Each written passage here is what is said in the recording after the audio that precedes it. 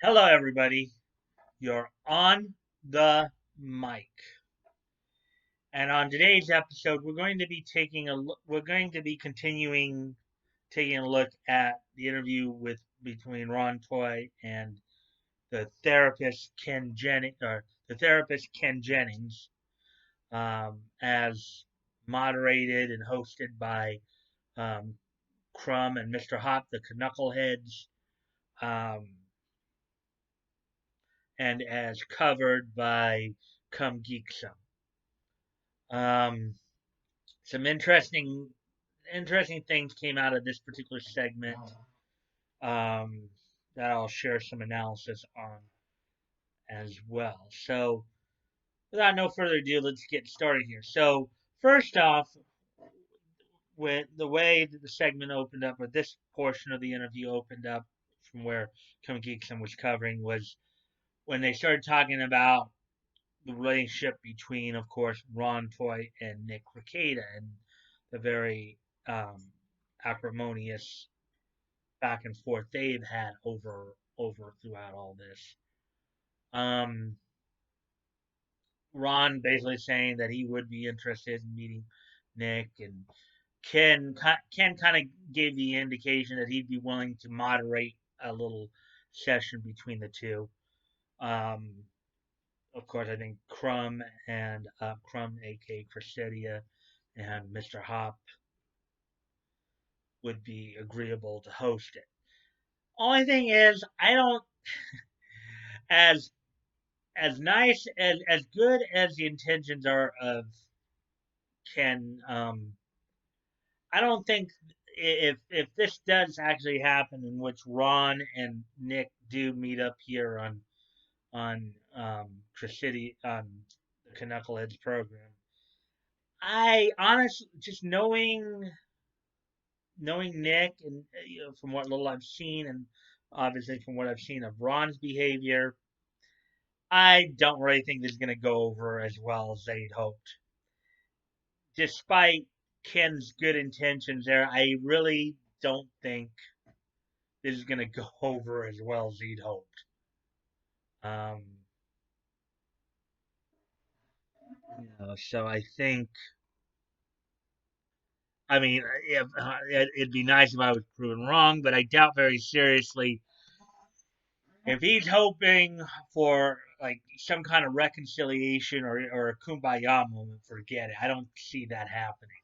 I don't really, I don't really think, I think Ron will try to smooth things over with Nick. He'll try to get him to come over to the side, and Nick just won't go for it because, basically what Ron doesn't understand, it's not just simply about what Vic has been accused of, but it's about whether or not damage was done to Vic's reputation by what he said. And Nick is going to hammer that home every single time.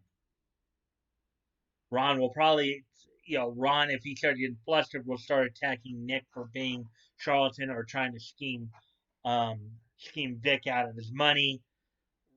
Nick will go back and just go off on Ron. So I don't really see it going over as well as Ken hoped. Despite his good intentions, I just don't see it working out the way he would want or expect. Moving on to moving on to further in the segment there. At one point, Ken had asked Ron, "Well, what if you found out that Monica may be lying, or that her story wasn't completely truthful?" His reaction was a bit interesting, and Come Geeks also pointed this out too, as compared to some of the other parts of this that you know what if it was discovered that Monica may not be completely honest. Ron seemed to be more low key about it. It's like, well, I'd be disappointed, but where a lot of people would probably be like, I mean, wait a minute, you lied about this? We went through all this, and this wasn't true, or as truthful as as truthful as I thought it was? We put this guy through this stuff? Why? You know, but Ron seemed very low key about it. Like it was like, oh well, I mean, you know. But then when we get to the point of talking about how some of Monica's stories have been discredited, then he goes off on Stan Dolan. Oh, Stan Dolan still owes Monica money. He still owes her money. You know, which brings us back to the whole he said she said thing, coming down to how something was interpreted. So Ron would argue that, well, Stan still puts them there, you know, but the fact is that Monica in her deposition stated that Stan asked her if she was all right coming out of Vic's room and maybe possibly picking up on, but Stan completely denied seeing any such reaction. Stan even went on to say that if he had noticed any kind of tension there, he would not have booked them for the same cons in the future. So, and considering Ron going off on, at first they were happy to include Stan, when they thought that he would probably back them up, but then once he had a counterpoint, it's like, oh, he's scum of the earth, he's like, this and the next thing. Okay, so it's like anytime Ron is presented with counter evidence, that's when he starts to go off, which should tell you that maybe either Ron is ignorant of the situation, which he acknowledges that to some points he is ignorant, but it's either ignorant to the situation, or he's outright lying, or he's just stupid. Okay, and then he talks about how people tried to discredit the situation from IzumiCon back in '07. How people have stated um, there was no balcony there, this and the next thing. We know that Jordan Eshelman was the one who actually provided the photos of that. Now, to be fair, supposedly the incident that Monica had alluded to happened back in 2007. It's now 2020. That hotel they were staying at could have gone through renovations. They could have either added a balcony since that time, or maybe got rid of a balcony. So nobody really knows. Okay, again, it's a he said she said situation. And Ron keeps bringing up, well, we have these 17 affidavits of people, but when confronted with the possibility that Monica and many of the others may have been lying, Ron, it seems like Ron's not even willing to really consider that possibility. Okay, one of the affidavits is said could be discredited for two reasons, and it was L.J. Montello's. One, because it has since been discovered that she was not actually physically present for the affidavit that was done secondhand, and also due to the fact that she is a medically diagnosed paranoid schizophrenic who refuses to take her medication, that puts her credibility in doubt as well. So it's more like 16. And then who's to say that none of those other 16 were being honest, in their presentation either? You know, So again, it's one of those he said, she said things. Comes back to interpretation. But here's the thing that I would point out to you that a lot of other people pointed out. Um,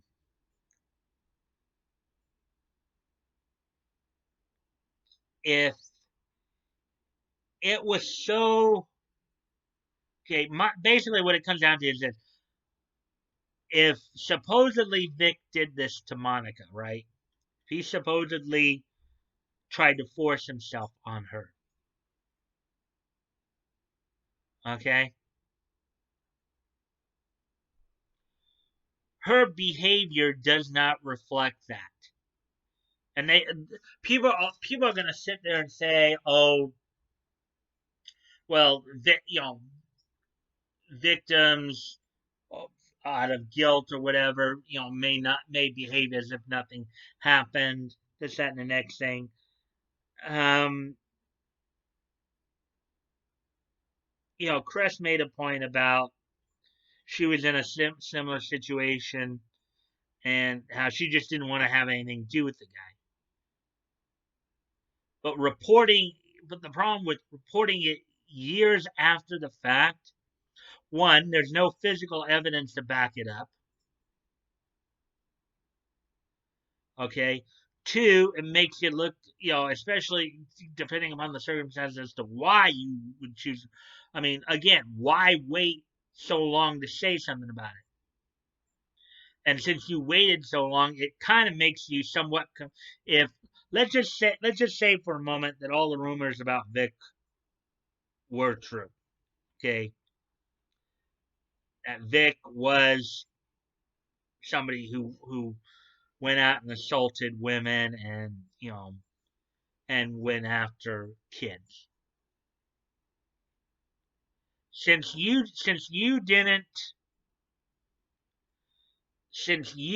didn't say anything when it first happened, it kind of makes you complicit with because you were in a position where you could have stopped. Like, so the situation between Monica and Vic happened in 2007, right?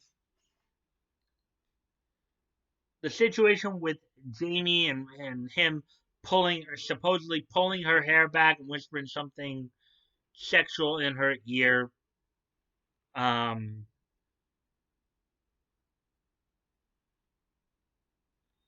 that kind of makes you complicit with that if that did in fact happen the way you said it happened. In other words, had you said something sooner, had Monica said something sooner, then that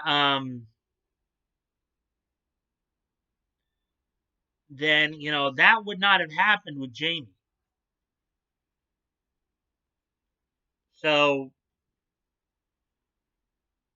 you know now a lot of this also stems back to the fact Vic coming from a family and culture situation um, where being affectionate is a normal thing. Or giving somebody a hug or a kiss on the cheek is a normal thing. It's not sexual. And this goes to a point that I was talking about when this whole thing started.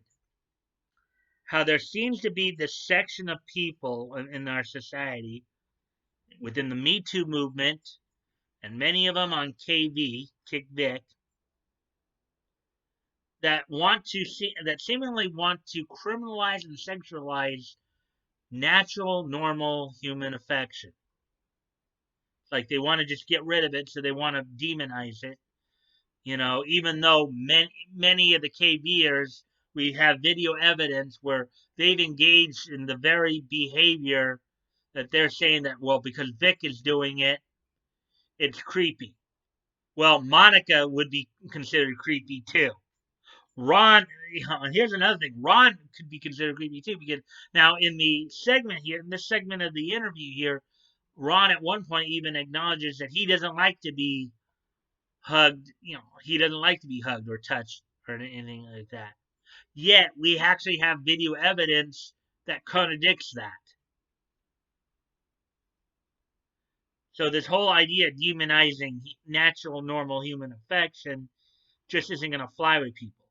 And one of the points that Ken brought up, which put some of the onus on the people in question too, point that Ken brought up, that Nick has brought up, that a lot of people have brought up, is that okay? Like, because suppose like towards the end of the segment here, they get into the whole discussion of the idea of social norms for certain situations, like whether or not people have brought up to Vic that maybe you don't want, maybe you might not want to do this as much. Ron supposedly claimed that people have talked to him about it before in the past. Um, he himself has not necessarily talked to Vic about it, but he claims that Monica has also made the claim that she's made commented to him in the past about it, particularly when it's a case of him being a 40, 50-year-old man versus a 20 something or younger individual. But the counter that has often been given is if you're at a convention and you're in a line to meet him, right? And you see that this is considered acceptable behavior when you see all the people in front of you getting hugs and stuff like that, and nobody else seems to be complaining about it or saying anything about it. Nobody seems to be having an issue with it. And it comes your time to interact with him. Now, maybe you, on some level, would have an issue with it, but you don't say anything to him about it. You don't mention to him, "Hey, you know something? I'd prefer you not do that." But what Ron wants, or what Ron and a lot of these KVers want, is they want Vic to be the one to initiate. Hey, are you okay with me hugging you? But maybe if you're the person who has the issue with being touched, maybe it's the honest should be on you to say something. Maybe you should indicate that, hey, I know that there are a lot of people who like this stuff. I actually prefer not to be touched that way or hugged or whatever. Maybe the honest should be on the person who has the actual issue with it, not on the person, giving the hug. You know, Now, Vic has acknowledged in the past maybe he should have been more aware of certain, people's personal boundaries, you know, but he's no mind reader. Nobody's a mind reader, you know. The whole problem with the whole Me Too movement is that they want to criminalize and sexualize natural human affection.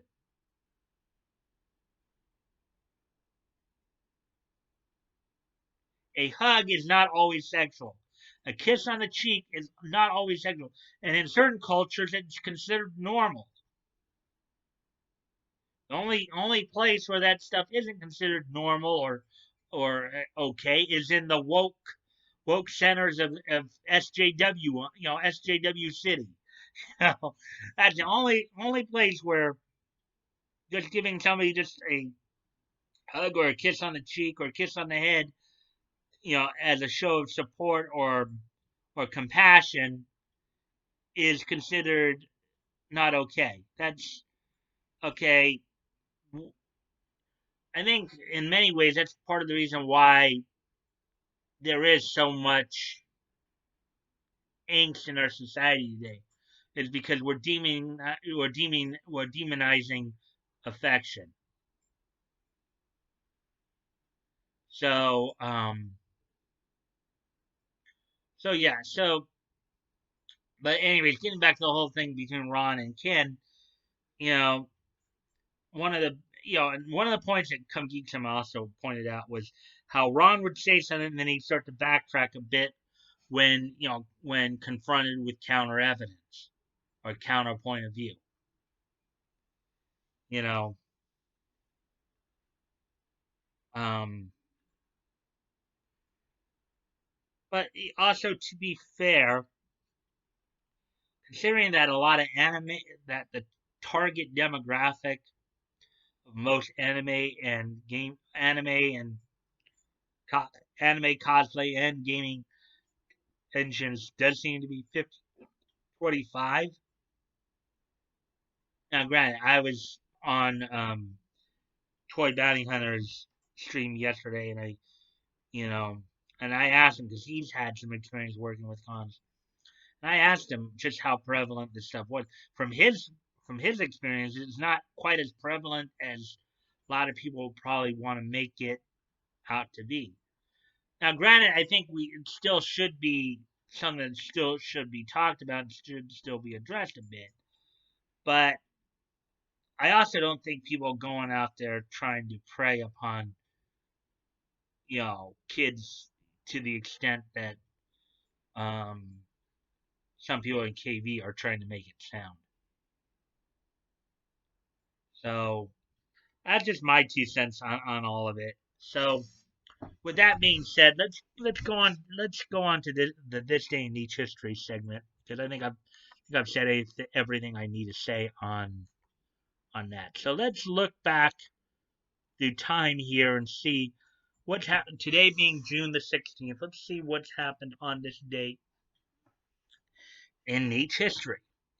First off, on this date in 1950, 70 years ago, among the many titles that were put out on this date, DC Comics put out 2 titles: the 155th issue of Adventure Comics, which featured Superboy of Earth 1 and then the Earth 2 two characters.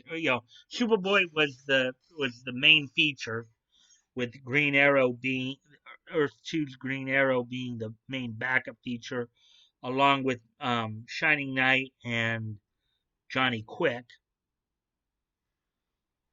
So Adventure Comics 155 was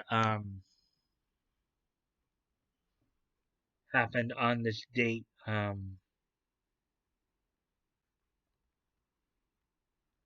Also on this date in 1950, Batman number 60 was also released by DC Comics. Of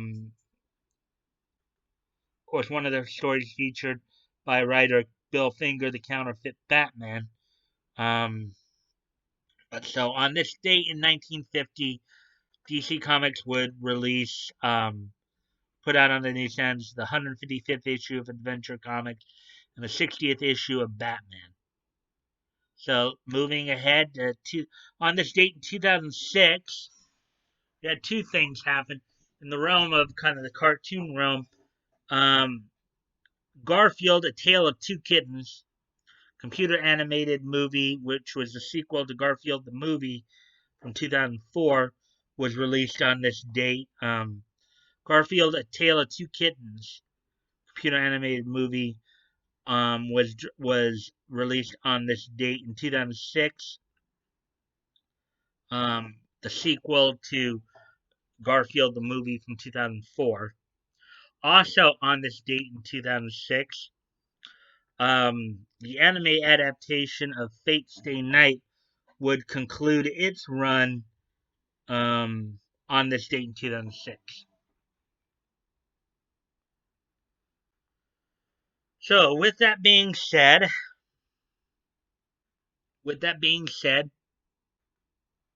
guys would like to contact me directly. My Discord is in the links below. You can direct message me there. Check out the Discord and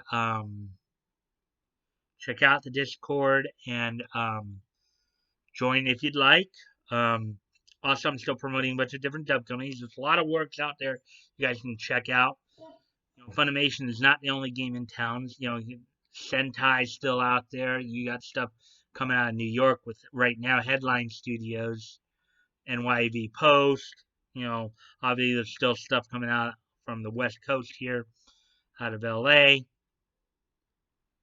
Also, I'm still promoting Vic's GoFundMe. As always, guys, never feel like you have to donate. If you have the means to and it's on your heart to do so, please consider donating. If you've already donated, please consider donating again. And if you cannot donate, you can still help out the cause by sharing the link. And sharing is caring. You never know. Maybe somebody in your circle of friends may want to help out. It doesn't hurt to ask. And if you like this content, please consider liking, commenting, sharing, and subscribing. I always look forward to the conversation with you guys, as long, of course, as civil and respectful. We can always agree to disagree. Um, and don't forget that Friday is the next premiere of Voices Big and Small. This week I'll be highlighting the career of Emily Bauer, the New York-based voice actress. And with that, guys, I hope to see you at the premiere on Friday, and I will definitely see you tomorrow. Bye.